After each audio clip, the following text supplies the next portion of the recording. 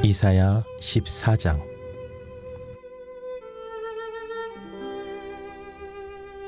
여호와께서 야곱을 긍휼히 여기시며 이스라엘을 다시 택하여 그들의 땅에 두시리니 나그네 된 자가 야곱 족속과 연합하여 그들에게 예속될 것이며 민족들이 그들을 데리고 그들의 본토에 돌아오리니 이스라엘 족속이 여호와의 땅에서 그들을 얻어 노비로 삼겠고 전에 자기를 사로잡던 자들을 사로잡고 자기를 압제하던 자들을 주관하리라.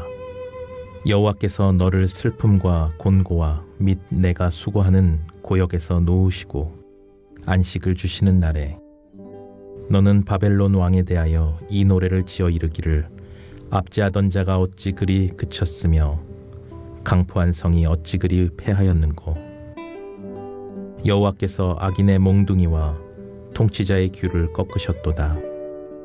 그들이 분내어 여러 민족을 치되 치기를 맞이 아니하였고 노하여 열방을 억압하여도 그 억압을 막을 자가 없었더니 이제는 온 땅이 조용하고 평온하니 무리가 소리 높여 노래하는도다. 향나무와 레바논의 백향목도 너로 말미암아 기뻐하여 이르기를 내가 넘어져 있은즉 올라와서 우리를 베어버릴 자가 없다 하는도다. 아래의 스올이 너로 말미암아 소동하여 내가 오는 것을 영접하되 그것이 세상의 모든 영웅을 너로 말미암아 움직이게 하며 열방의 모든 왕을 그들의 왕자에서 일어서게 하므로 그들은 다 내게 말하여 이르기를 너도 우리같이 연약하게 되었느냐 너도 우리같이 되었느냐 하리로다. 내 영화가 스올에 떨어졌으며 내 비파 소리까지로다. 구더기가 내 아래에 깔리며 지렁이가 너를 덮었도다. 너 아침의 아들 계명성이여 어찌 그리 하늘에서 떨어졌으며 너 열국을 엎은 자여 어찌 그리 땅에 찍혔는고. 내가 내 마음에 이르기를 내가 하늘에 올라 하나님의 무별 위에 내 자리를 높이리라. 내가 북극 지폐의 산 위에 앉으리라. 가장 높은 구름에 올라가 지극히 높은 이와 같아지리라 하는도다. 그러나 이제 내가 스올 곧 구덩이 맨 밑에 떨어짐을 당하리로다. 너를 보는 이가 주목하여 너를 자세히 살펴보며 말하기를 이 사람이 땅을 진동시키며 열국을 놀라게 하며 세계를 황무하게 하며 성읍을 파괴하며 그에게 사로잡힌 자들을 집으로 놓아보내지 아니하던 자가 아니냐 하리로다. 열방의 모든 왕들은 모두 각각 자기 집에서 영광 중에 작업만은 오직 너는 자기 무덤에서 내쫓겼으니 가증한 나무가지 같고 칼에 찔려 돌구덩이에 떨어진 죽음들에 둘러싸였으니 밟힌 시체와 같도다. 내가 내 땅을 망하게 하였고 내 백성을 죽였으므로 그들과 함께 안장되지 못하나니 악을 행하는 자들의 후손은 영원히 이름이 불려지지 아니하리로다 할지니라. 너희는 그들의 조상들의 죄악으로 말미암아 그의 자손 도륙하기를 준비하여 그들이 일어나 땅을 차지하여 성읍들로 세상을 가득하게 하지 못하게 하라. 만군의 여호와께서 말씀하시되 내가 일어나 그들을 쳐서 이름과 남은 자와 아들과 후손을 바벨론에서 끊으리라. 나 여호와의 말이니라. 내가 또 그것이 고슴도치의 구렬과 무릉덩이가 되게 하고 또 멸망의 빗자루로 청소하리라. 나 만군의 여호와의 말이니라 하시니라. 만군의 여호와께서 맹세하여 이르시되 내가 생각한 것이 반드시 되며 내가 경영한 것을 반드시 이루리라. 내가 아수르를 나의 땅에서 파하며 나의 산에서 그것을 짓밟으리니 그때 그의 멍에가 이스라엘에게서 떠나고 그의 짐이 그들의 어깨에서 벗어질 것이라.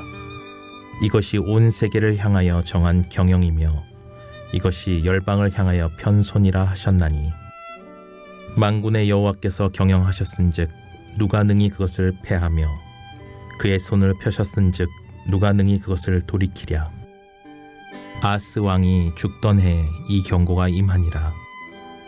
블레셋 온 땅이여, 너를 치던 막대기가 부러졌다고 기뻐하지 말라.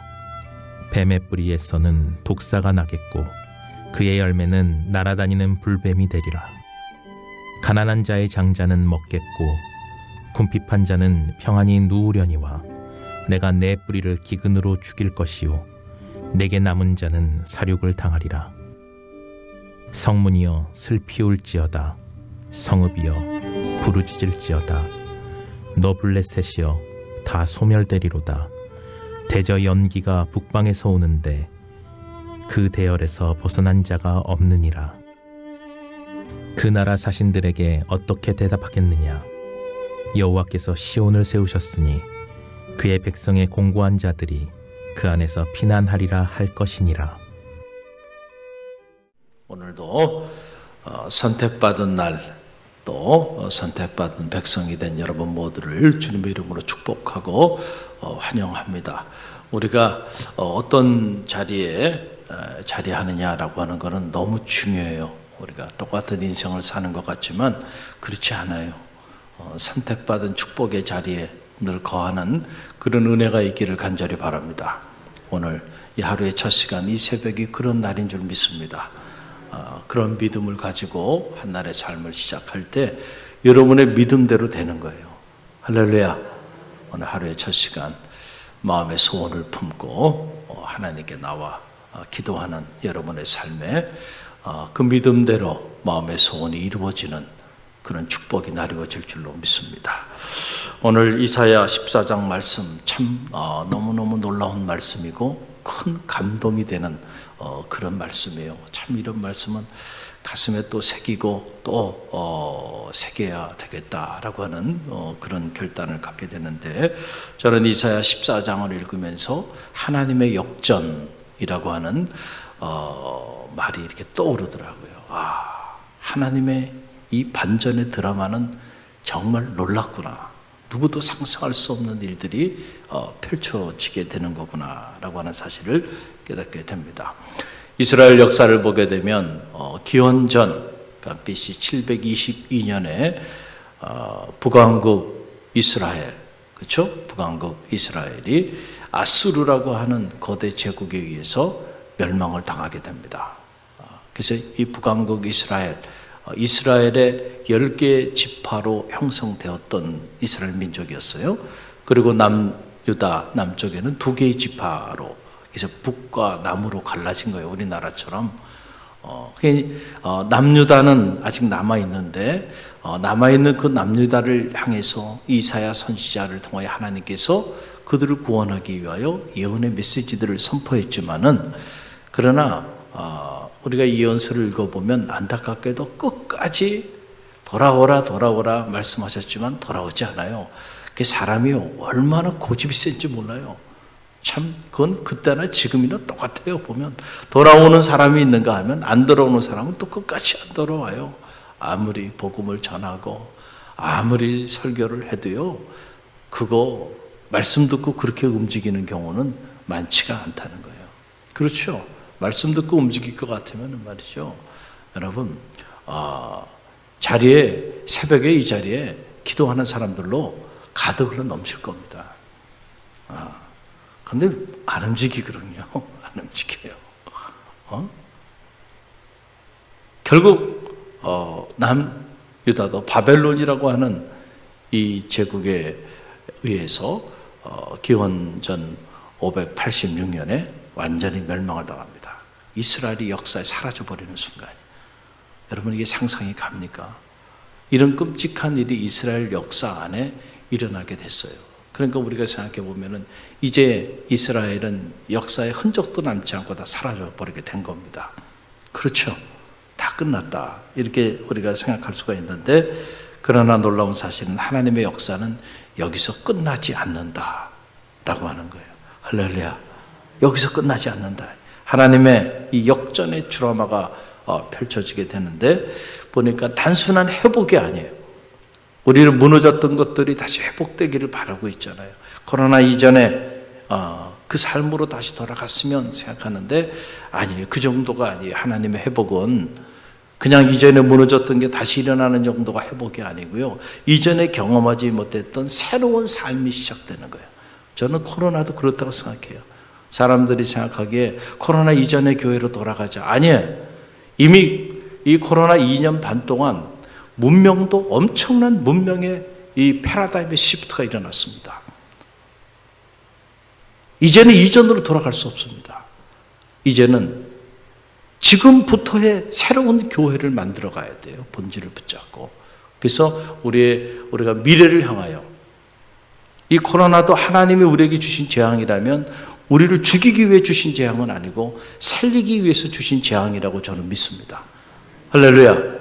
그런 면에서 보면 우리에게는 새로운 기회가 주어진 겁니다. 할렐루야. 이것은 너희를 향한 재앙이 아니라 내가 너에게 희망을 주려 하는 것이고 너에게 평안을 주려 하는 것이라. 하나님이 매를 드셨는데 그 매를 가지고 우리를 완전히 죽여버리기 위해서 매를 드신 게 아니고 우리를 살리기 위해서 매를 드셨으니까 이제는 우리가 살아나야 되는 일만 남은 거예요. 할렐루야. 그래서 갈릴리 교회가 오히려 영적 지경이 넓어지는 교회가 되자라고 하는 것은 제 생각이 아니고요. 하나님의 말씀에 근거한 거예요. 할렐루야. 그래서 기회가 온 거예요. 갈릴리 교회. 새로운 변화의 기회가 왔고 다시 새롭게 시작할 수 있는 기회가 우리에게 주어진 거죠. 할렐루야. 우리가 생각을 잘 해야 돼요. 어떤 이들은 그냥 코로나 이전 돌아가야 되는데 돌아가지 못해서 그리고 낙심하고 좌절하고 절망하면서 주저앉는 이들이 있는데 어리석은 일이에요. 이미 세상은요 완전히 다른 세상이 펼쳐졌습니다. 이 새로운 변화와 혁신 앞에 우리가 끊임없이 변화해야 돼요. 끊임없이 변화해야 돼요. 하드웨어도 바꿔야 되고 소프트웨어도 바꿔야 돼요. 그러지 않으면은 새로운 세상에 새로운 역사를 이루는 그 하나님의 역전의 드라마, 반전의 드라마의 주인공이 되기가 어렵다는 거예요. 저 오늘 말씀에도 들여다보면 하나님이 아수르 제국, 바벨론 제국에 의해서 완전히 다 그러면 이제 이스라엘은 끝나버렸구나 생각했는데 누가 알겠어요? 하나님이 그러한 그 절대 절망의 상황 속에서도 새 일을 향하고 계실지 아무도 상상하지 못해, 이스라엘 백성들도 상상하지 못한 일을 하나님은 새 일을 향하고 계시더라. 할렐루야. 여러분 그 예언의 말씀이 1절로 2절에 나와요. 1절로 2절 우리 함께 읽어봅니다. 여호와께서 야곱을 긍휼히 여기시며 이스라엘을 다시 택하여 그들의 땅에 두시리니 나그네 된 자가 야곱 족속과 연합하여 그들에게 예속될 것이며 민족들이 그들을 데리고 그들의 본토에 돌아오리니 이스라엘 족속이 여호와의 땅에서 그들을 얻어 노비로 삼겠고 전에 자기를 사로잡던 자들을 사로잡고 자기를 압제하던 자들을 주관하리라. 아멘. 참 이게 얼마나 엄청난 말씀입니까? 여러분 보세요. 하나님께서 다시 이스라엘을 선택할 것이다.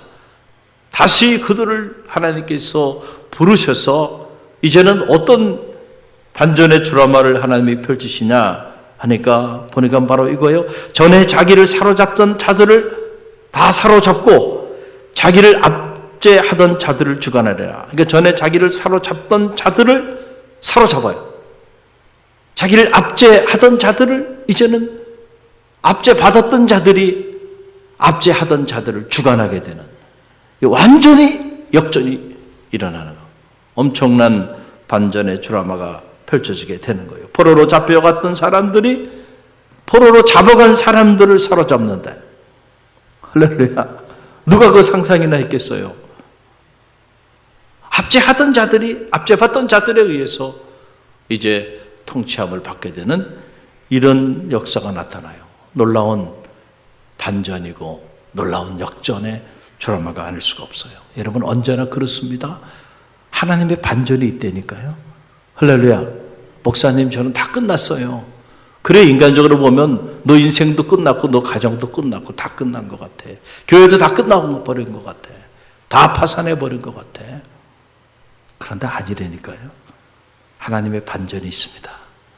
할렐루야. 믿음이 있는 사람들은요. 믿음의 눈을 가지고요. 모든 사람이 이제 다 무너졌다고 우리는 다 끝났다고 말하는 그 순간에 새로운 하나님의 미래를 보는 거예요. 할렐루야. 지금 똑같은 상황이라고 저는 생각해요.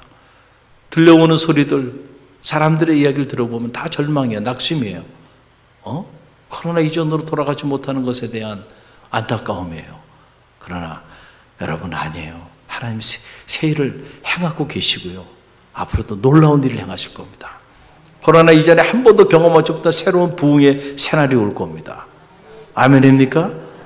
특별히 갈릴리 교회를 통하여 그런 영적인 지경이 넓어지는, 그래서 위기가 기회가 되고 이 재앙을 통해서 우리가 새로운 살 길을 찾게 되는 그런 놀라운 역사가 나타나게 될 줄로 믿습니다. 이미 시작됐어요. 그 일이 시작됐고 누가 거기에 주인공이 될 것인가? 그것은 선택은 여러분에게 있습니다. 나와 우리 자녀와 우리 가정이 그 축복의 주인공이 되기를 결단하면 그 사람은 그렇게 되는 거예요. 할렐루야. 할렐루야. 교회도 마찬가지예요. 시리에 빠져가지고 말이죠. 주저앉아가지고 그러고 있으면 그 교회는 무너지고 마는 거예요.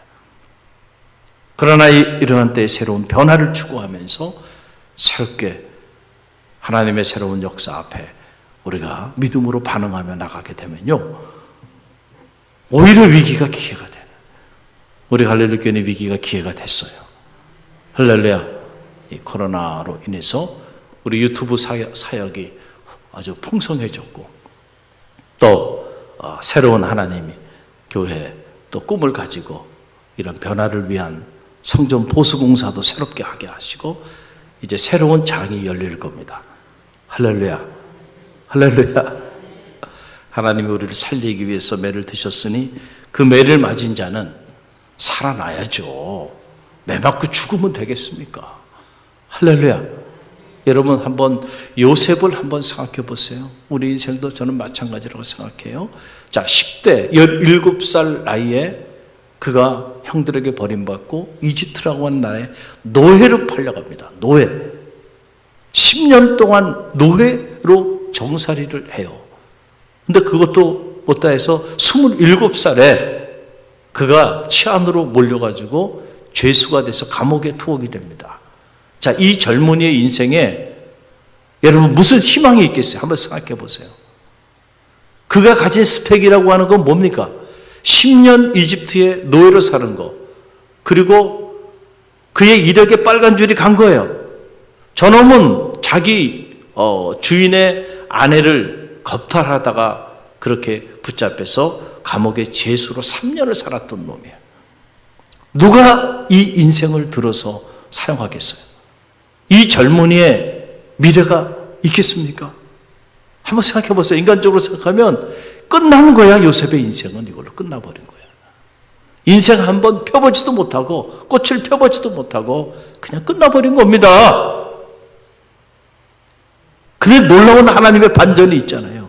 누가 알겠어요? 그 지경에서도 하나님이 요셉을 통하여 새 일을 준비하고 계실지. 누가 알겠냐 말이에요. 누가. 무너지는 일밖에 없잖아요. 한번 펴보지도 못하고 그 인생이 10대, 20대에 말이죠.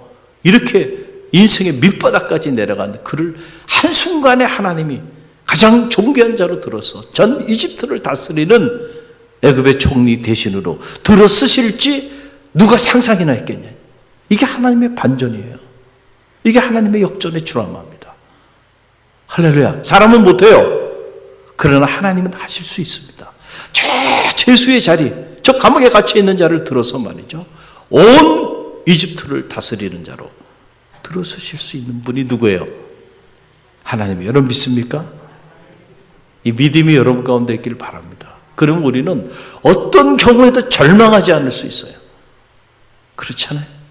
그 지경에 빠져있는 요셉도 들어서 존귀한 자로 들어서시는데, 우리 자녀가 지금 어떤 삶의 상황에 있든지 간에 하나님이 그를 들어쓰시고자 하면 한순간에 하나님의 반전의 드라마가 그를 통하여 나타날 수 있다니까요.